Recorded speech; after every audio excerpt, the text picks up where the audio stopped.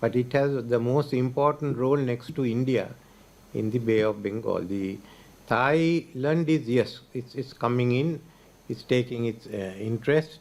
It is the, okay, Singapore has a lot of investments in there, but you all play a very, very low key. Malaysia has, but it's around this BIMSTEC plus these 2-3 countries which has to get together to make a difference, I think, and that's important. If you look at Prime Minister Modi's proposal of security and growth for all in the region, security is one aspect, how we work it out. But any type of growth would also require some of the capital to come from ASEAN side. And knowledge, without that, that can't kill. So basically, India at the moment hasn't got all the requisite resources for that. But countries like Sri Lanka, if we have more connectivity and we go ahead with trade integration, we can benefit. But then we are a small population which already has high per capita GDP, is different for Bangladesh. But certainly, I feel Indonesia has a role to play. And one issue on the Indian Ocean, two issues. One is what we've raised, how is BIMSTEC to work with Malaysia, Singapore and Indonesia? We had raised that. Will they come in, or otherwise will there be separate agreement on ASEAN basis for those 3 countries? You have to think of it, which is going to be very, very active. And secondly, once we look at this involvement, secondly, on the overall issue of the Indian Ocean is that we do not have a viable organization. We discussed this issue at the India Foundation meeting this time in Oman.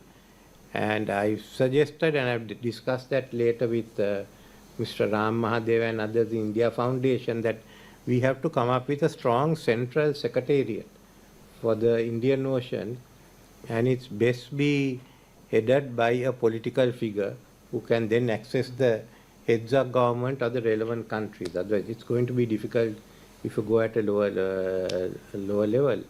If that can be worked out by the India Foundation, then we could certainly study that further. We already have the IORA in Mauritius. IORA is there, but IORA, unfortunately, everyone felt that IORA has not yet stepped up to the mark. So let IORA be there, do the work IORA is doing.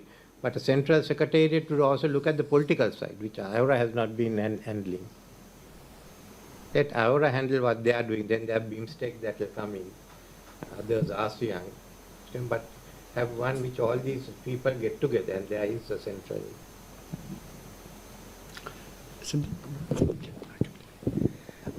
Thank you, Mr. Wickremesinghe. It was a very interesting presentation, and like all good presentations, it made me think in many directions. So if the chair will allow me, I'll just ask 3 questions. One, I think it was a very interesting idea that you said that, you know, in Indian Ocean there is 2 parts, and they have very different political and economic systems of their own, which are kind of independent in some ways from each other.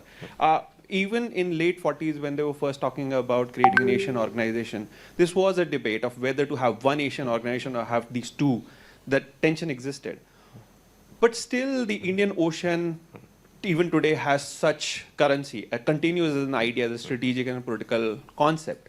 Why do you think that is? Why? What is the, given the fact that there is clearly a clear divide on cultural, on economic, on political level, on these 2 parts of the world, why do you think that Indian Ocean still persists as an idea? And now some people are actually trying to expand it to Indo-Pacific, even a bigger idea. The second question is about these strategic states that you talk about, the 5 strategic states, and the India-China competition that exists to a certain degree here. Do you think in the years you have seen that intensify, or has it had has it been steadily intensifying, or is it something that has changed over years, and how does it change?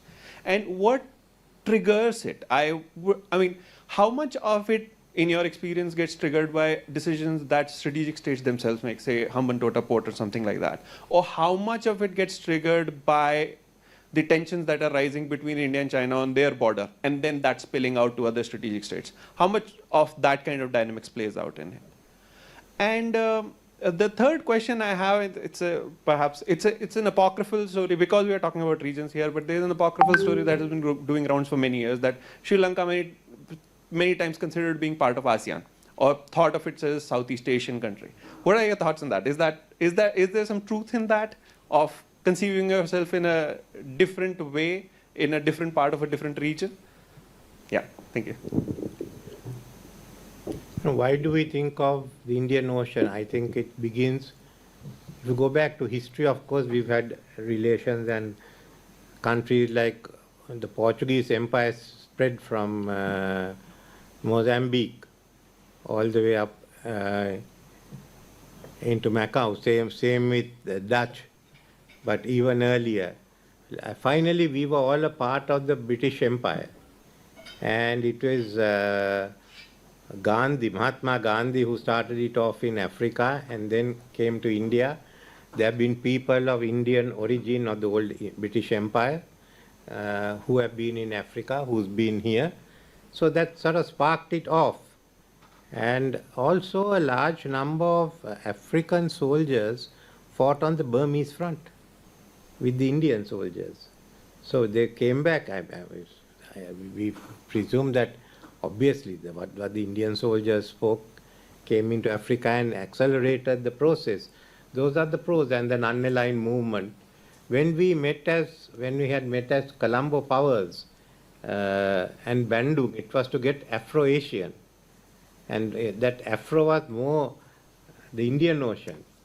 It's later on Mr. Nehru went to make the non-aligned movement. It's spread out there. But that relations has been there. And to a large extent. I mean, you take India, your connections to Mauritius, your connections to Kenya, your connections to Zanzibar. It's within it, how do we build up with Commonwealth? Other one that brought us together was the British Commonwealth. So we had this. It's how do you gel these together? That has been the issue. And you couldn't gel it together because of other problems, mainly on the continent. One was the Sino-Indian clash. Earlier, we were together, a Sino-Indian clash. So that sort of occupied. Then secondly, the presence of America and the clash with Russia. So that became one of the major issues. How much do the strategic state know? Sometimes we also contribute to it. I would say Hambantota Harbour is not an issue to be worried with, but there have been issues. For instance, the whole one issue was the people of Indian origin in Sri Lanka. When we decided on the citizenship issue, even the Tamils voted for the bill. But I think this is the only way in which India and Sri Lanka was able to sort it out, unlike other countries. And it's worked out. We still had a residue of people who didn't want to go to India despite having taken the Indian citizenship. When I was PM, I said we'll finish it off, give them, either got to do two things. Forcibly, you got to put them into a ship and send them. If India doesn't take them, they have to float around. Otherwise, we have to give citizenship. So I said we'll give citizenship and finish it off. So that's one of the issues that were there. You had the same thing in Myanmar and in Africa. Second issue with us had been during Mrs. Gandhi's time, the whole issue of LTT, what happened there. But it turned the other way when the IPKF came, and finally Rajiv Gandhi took a strong stand against it. We know the consequences from there. And from then onwards, India has been very helpful in finishing off the war in 2009. But it spills over. Now look at presently the Bangladesh. The Bangladesh, Mrs. Sheikh Hasina had to go off. I mean, we are thankful to her for helping us during the crisis. Nevertheless, and you've seen now the other forces and the problems with India, but we feel that given a year or two, this should sort itself out. Very little that anyone can do except for this type of uprisings. They sort of I don't know whether you have heard the word papadang in India. That's when you fry it, it goes up, and after some time the whole thing comes down again. So that is what political events are in our part of the world. Of course, recently you had the Indo-Pakistan crisis also, so those can ferment issues, but sometimes what happens, Nepal regularly has these issues, but those are minor ones which can be sorted out. It's finally where India and China would come to, but with BRICS and all, there has to be some form of agreement or accommodation, because it's not a front. That's been the one. What is Sri Lanka? Well, are we a part of Southeast Asia? Is Southeast Asia part of us? Because the Buddhism of Southeast Asia's foundation is here. Then another thing is Ramayana, it's Hinduism. You look at the Hinduism in Bali, it's not the Hinduism we know, or you have in India or Sri Lanka. But there's so much of cultural connections. As I said, there was a Thai prince who came and took over the northern part of Sri Lanka sometime. So it is with certainly with Sri Vijaya. Sri Lanka and Sri Vijaya were allies against the Cholas. So those things have gone in. Then we were part of the Dutch Empire, so we went to Batavia. So these are there to a large extent between us, part of India, and it's how do we bring all this together? That's our concern. We have to do that, and what I feel is that Indonesia is the key country that has to decide what happens. If one of the issues which we have is that if the Indonesian capital is taken away into Kalimantan, what is the impact? Indonesia has always been, either Sumatra or Java were the kingdoms, then Dutch came and they had Batavia, which have become Jakarta. So that's played a lead role here in the power balance. So if you go into the middle of and go in there, what impact do you have? Will you lose that? Will Sumatra and Java build up its own identity, creating another crisis? So those are, I don't know how much, we all don't know how much that is, but it can even create a crisis for Indonesia, and it can dilute Indonesia's clout in this part of the world. But certainly, and I think there is a lot of connection, but it's how you come up here and how you get involved. I can understand at the moment things are the way things are in our part of the world, that to meet us as a group may be difficult, but Singapore and India are working, and we see a fair amount of investments coming into the southern states, which is natural. Same with Malaysia. So there is something on it. How do you formalize this and get along? We may not have big agreements like NATO or EU, but somehow or other we've been managed to get along without too much of problems. Pushpa. Thank you for the talk, Mr. Wickremesinghe. Actually, I'm quite interested when you said that we consider these 5 states as strategic states and not ignored states. Why is it that we consider these states as strategic states? And is it only the perception on your part, or is it the perception on the part of the other bigger states as well? And has it or does it have any impact on the kind of relationship that these 5 states have with the larger ones? And perhaps it's a link to the same question when you said that I think you are also working something with Nepal. I'm interested to know a little bit more, if you could elaborate a little bit more on that, if it's possible. What kind of a work that you are doing with Nepal together? Thank you. No, we are strategic. Basically, we've all been part of one unit, which was under the British in different forms. Nepal was a protectorate. We were part of the colonies. India was a part of the empire. And without us, it's difficult for India. India can't be fighting us. We can't be fighting India. or the strategic states. So actually what I think from time of Prime Minister Vajpayee has been a lot of us getting issues sorted out. Then India's role as the net security provider was also accepted, defining what exactly it is. But we do better. Neither can China go on fighting us. They also can't fight us. So we are strategic states, and we recognize India's major role there. But we recognize that US has a big role, and China also, and Japan. For Sri Lanka, Japan is very, very important. We won't go without Japan. So these are the key players that we see. For India, you also have to go along with France because some of the islands are there. But I have always said that Sri Lanka must also have island mentality, not only a South Asian mentality. So this is the way that we have been working. Now, what we realize discussing, I mean, there are a lot of informal discussion that we have with even in Nepalese, Bangladeshis, Maldives. Then we realize that look what are the strategic positions. That's how this whole concept of strategic states came on. And later on, some of us had discussions. I went in Nepal. I think you went up to Nepal. They were here with Mr. Binod Chaudhary, who took it up from there. That it's the best is that we have a Sri Lanka chapter and a Nepal chapter to work together. Later on, we might have one in Oman. But then we get a full picture. Otherwise, we are only seeing one part of the Indian subcontinent. And of course, we see the whole Indian Ocean.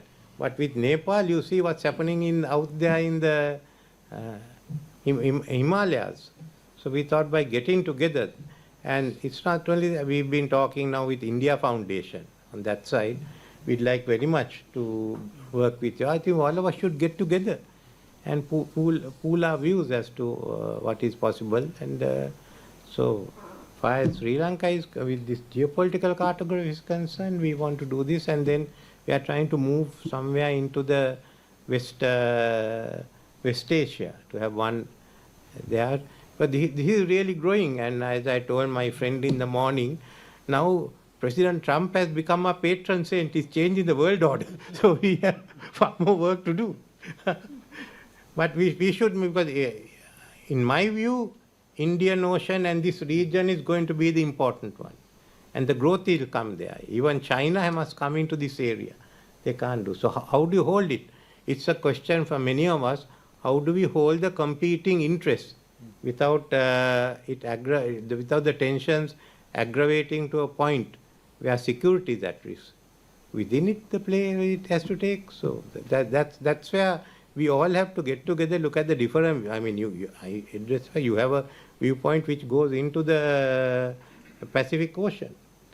For us, the Pacific Ocean ended somewhere near Canton. That's where trading ended. It didn't go beyond that. But you all are here. And actually, the Southeast Asia was a term that was first used in Sri Lanka for the Southeast Asia Command. And then later on, we were invited in '68 to join, but Sri Lanka turned it down. And now ASEAN becomes so integrated that it's not possible for any of us to come into it. But individually to have trade agreements, even with RCEP, it's essential. So whether how do we enter the RCEP? India most probably will have its own agreement. It didn't join RCEP, but it will have its agreement. We have asked, we had applied earlier to come to an agreement with RCEP.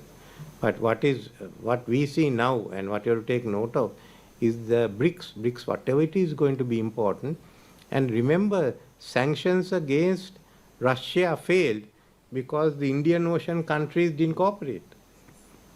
If you look at the amount of petrol that's been refined in the Middle East refineries, that's more than what is pumped out from the Gulf countries.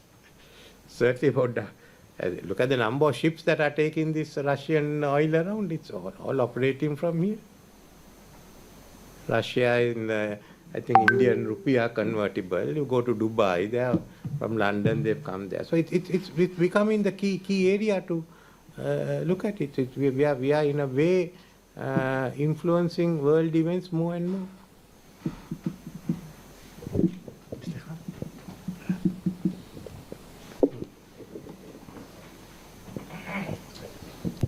Thank you. Thank you, sir. Thank you for giving such a good perspective of the whole place, historically as well as geographically. I'm originally from Bangladesh, now Singaporean, but originally from Bangladesh. So when you were speaking about Bangladesh, I got a little intrigued about the thoughts that you have. Bangladesh, as you have said, is going through a tumultuous time. I hope also it settles, as you mentioned. But we continue to have some, Bangladesh continues to have some problems with the Arakan and now the Chin, and as well as the northeastern states of India, which has not been mentioned over here, though Bangladesh has been with 170 million people, has been with the 5 states, but then northeastern states of India, which on the one side is China and the other side is Bangladesh, along with the Myanmar breaking up or going through another difficult time. I would like to have your perspective on that. As well as we hear that St. Martin's Island in Bangladesh, United States is interested. I do not know whether it is a matter of thought of some people, imaginary thoughts. Thank you very much, sir. I don't know, but I can't see, frankly, I can't see US at this stage coming into anywhere close there. They are only looking at the whole, the major route only. No, Bangladesh is very important. I didn't deal with in length. It's not only the north. For you have to have your good relations, and India you have to have because the chicken swing. I mean, basically that's the most crucial area I would see. The issues on with the northeastern states is something that has to be sorted out. In a way, all this came out of the partitioning of Bengal. So these are carryovers from the British time, which has come in. Maybe in a better atmosphere, you should be able to do it. I look at these as things that will take a fairly long time. We are lucky because with Kachchatiu we sorted it out. But you all are going to, it has to be done. But it has not led to a major clash. It's only a political issue, which I feel you could go ahead. But if you push too much,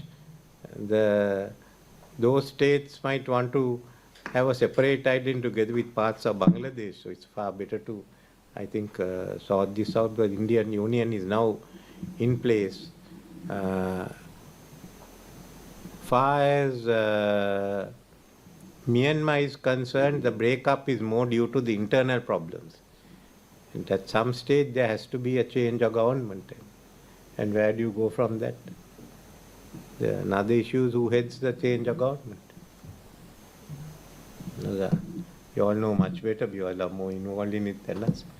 Our one mainly comes through the fact that the Buddhist clergy there and the Sri Lanka clergy are very, very close. I mean, basically, so that's the influence we have is over with the clergy. It's a very, very big one. So we are also following it. But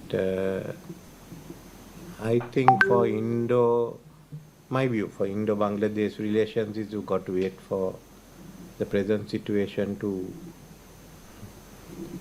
settle down. There are about 2 billion people in South Asia, approximately 2 billion people. I know. How do you see them growing, I mean, economically getting emancipated and not continue to remain poor? One is we have to decide on our own economic framework. If you look next door like Singapore and Malaysia, you see what's happened, and Thailand. In different ways they've opened it up. Thailand and all very much on agriculture onto here. It is, we still have to get out of the original thinking that were there in the 50s and 60s. That is, we still have too many lobbies that are trying to protect themselves and bring this down. if you open out, I don't think there's a major issue of going ahead. India has done it, India is doing it. Started off both on the southern side with Maharashtra and also with Gujarat. But to what extent? I think my idea has always been that we should agree and open up, but I always find that I'm in a minority in the whole region, and sometimes in my own country. But that's a big decision for us to take. Actually, India in the last, from the beginning of this century, in these 2 decades, have done quite well, looking at it, what it was earlier. And it's going ahead.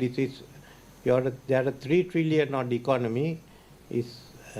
Price Waterhouse Cooper says it will be 30 trillion, but even if it's 20 trillion, which is very, very possible, it's a big development to 30 trillion. So India will go ahead, but how we all get onto it, we have to combine with India for our economic development. If you do that, then the rest of the other part of south of the Bay of Bengal, the eastern part will come together. The real issue also that comes with the China-Myanmar corridor is the role of Myanmar. They are both a member of ASEAN and a member of the BIMSTEC, because one of the access the Chinese have will come through Myanmar. Other is through Pakistan. So into that. But on the Pakistan side, it might become Balochistan. It's also that difficulty going on.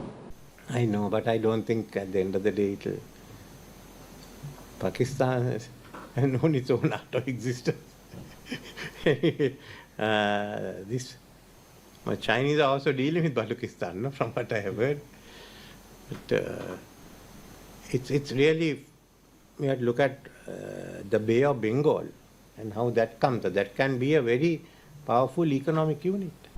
So the history is also now again working against us, because it's one of the oldest civilizations, and you have, as you rightly pointed out, both Buddhism, Hinduism, and later on Islam. So you have multi-ethnic, multicultural, multi-religious people in these 2 billion people, and how to combine them together to be able to work. The problem is Buddhism, Hinduism, Islam was all covered by socialism. We have to get out of that. That is our problem. Otherwise, the Buddhist, Hindus, and the Islam merchants who built it up. We were an open economy. We were the biggest traders. The traders wouldn't go across from India. Buddhism removed the prohibition on sea transport. When the traders became Buddhists, they came along. Then the Hindus went along. And you had a very open one. Then we went, thanks to Mr. Nehru, and turned it the other way around. Ivan?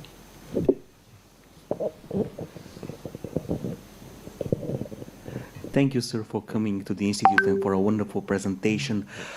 You mentioned IORA and the difficulty of kind of creating cooperation in the Indian Ocean region. And I think that to some extent it's a question also of where you draw the boundaries of the region, because we discussed a lot about Bay of Bengal, India, Sri Lanka, and so on.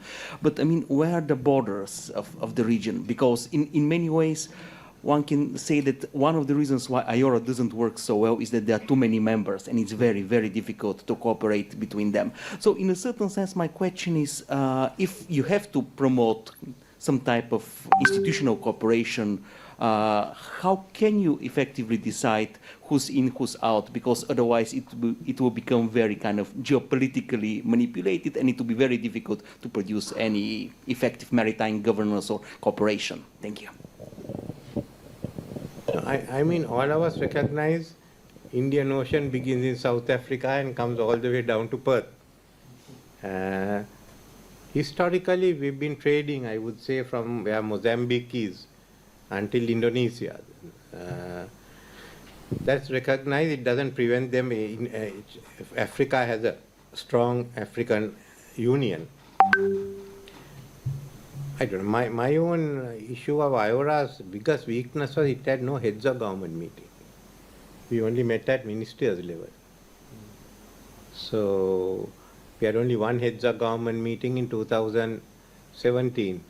So let IORA meet at the ministers level. This is why we are suggesting we discussed that the central secretariat should basically beef up a heads of government meeting. And how it will take some time, but then how many members are there in the European Union? So we are just a few more than that. African Union has, but we have to have a better machinery if we have to go ahead. At one time, the heads of government used to meet. Even now, you go to the Commonwealth heads of government, most of them are there. Because Britain has now lost its interest, so I don't know what the future will be. But remember that's with the East Africans we meet regularly in our case. Partly also because we play cricket, addition to tea. So there are a lot of cultural links. There's nobody to gel it together. That's where if you look at RCEP, the heads of government means. So we haven't got that mechanism working. If we had that mechanism working, we wouldn't have all these issues. And that's what we have to move towards.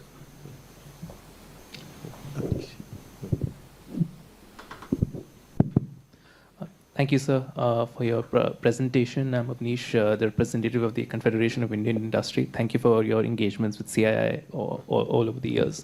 But I ask this question more as a geopolitical observer.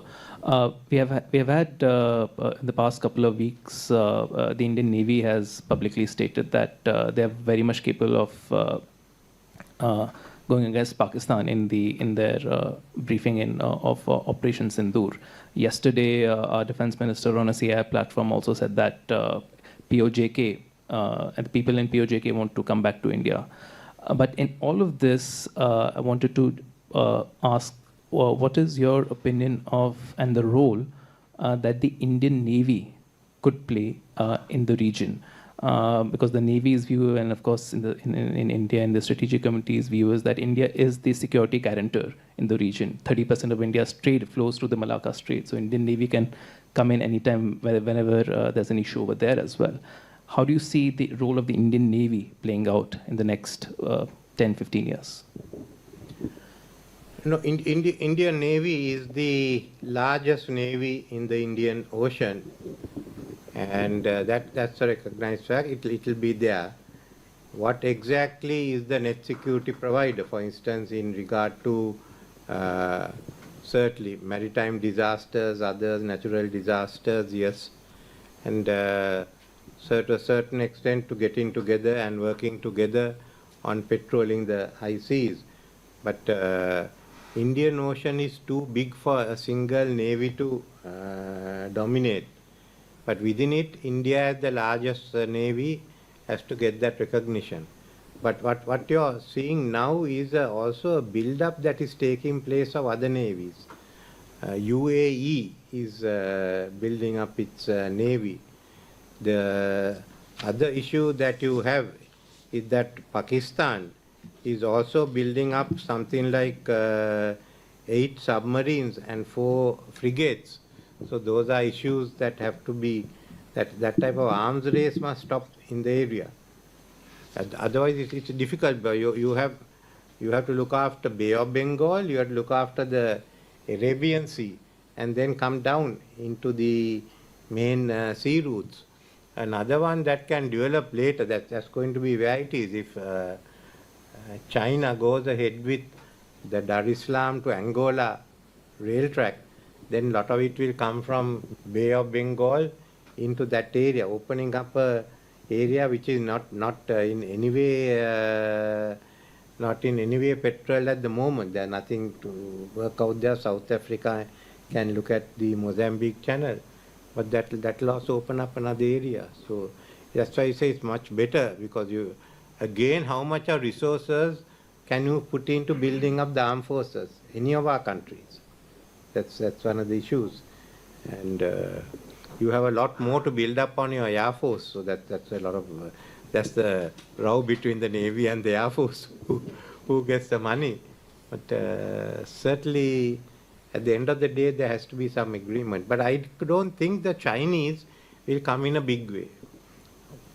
This is a you, and if there's, that's why I said earlier, I see the Chinese strategy is more of getting together with all the countries, the littoral countries. Other than having a conflict over Taiwan, there's nothing else for them to. So it's really coming into some agreement where finally there will be some organized, maybe Aura itself, where India's role is recognized. How much of a role Australia will play in the Indian Ocean, I don't know, though they are getting this submarine, it to be more for the Pacific. The Americans have asked. But we will finally have to sort things out ourselves. What has happened so far, which is a very important one, is when the piracy took place in the Red Sea, our navies couldn't handle it. So you had to go to the UN and get the Europeans and these, even Japanese, Chinese, Koreans, all came in on this. So this is another area. And what is concerning Sri Lanka is the drugs trade, the amount of drugs that come in into the Arabian Sea, and then it gets transported. How do we tackle it? So this is one issue that we didn't have the navies to handle it. So most of the navies are there in East Africa. And, we have to come to some agreement as far as the sea is concerned.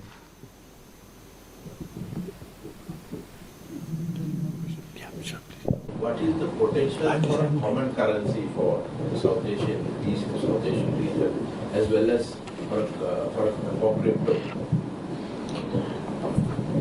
Crypto hasn't been that much, it hasn't got a favorable reception so far in the areas, partly also because of revenue considerations. I think we'd like to have the currency within our borders so that we could collect the money. It'll all depend on what ASEAN, China and others do. And without that, I can't see any movement in our areas. But for us, revenue is a big issue for India, for Sri Lanka, for Pakistan, for Bangladesh. Revenue is a big issue. So we'd like to have the currency being controlled by us within our borders. I noticed SARC has not been mentioned today. I think that's quite indicative of the fate of SARC.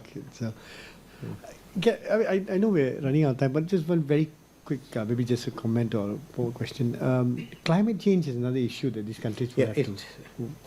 No, it's a big one, and that I forgot about. The Himalayas became very important because most of our rivers come from there. Take Indus on one side, Ganges and the Brahmaputra, then Salween on this side, and finally Irrawaddy, one of the tributaries come from there. So that is affecting us. It's also affecting Nepal and the climate. The whole economy can get changed there. Same with Bhutan. And when the water level rises, that will create problems on the Indian and your sides. Also, the fact is, as far as ASEAN is concerned, remember that Mekong also comes from there. So in both ways, both ASEAN and South Asia are getting affected by the Himalayas. Then China has these plans of building the dams there, which is being resisted by the other countries. And that's one issue on which I think ASEAN, BIMSTEC, SAARC, I don't know, Pakistan will have to come into that. And China must call for a meeting, I think separately. We must have a meeting on Himalayas, which even affects Maldives when the water level goes. Little bit is enough to affect. And my mine is that there should be the ASEAN countries, the South Asians, and China has to sit down together and talk that over. We may have to have a separate organization on our standing committee on the Himalayas. It's too important. What is the latest on the Pakistan-India river dispute? It's still being held in abeyance. defense. So that was the only successful deal on the rivers. Yes, from 1960. On No, that, all the rivers have become a problem. Even Bangladesh, it's a big. That is one of the reasons that Bangladesh and India cannot cooperate. and it's regional politics as well as state level Yeah, politics. so you don't cooperate, and the water goes to the sea. On that ominous note.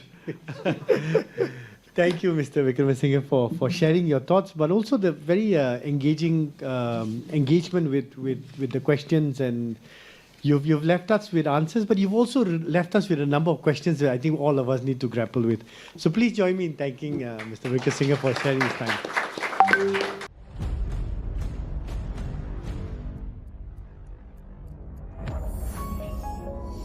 You're watching the Lifetraveler channel.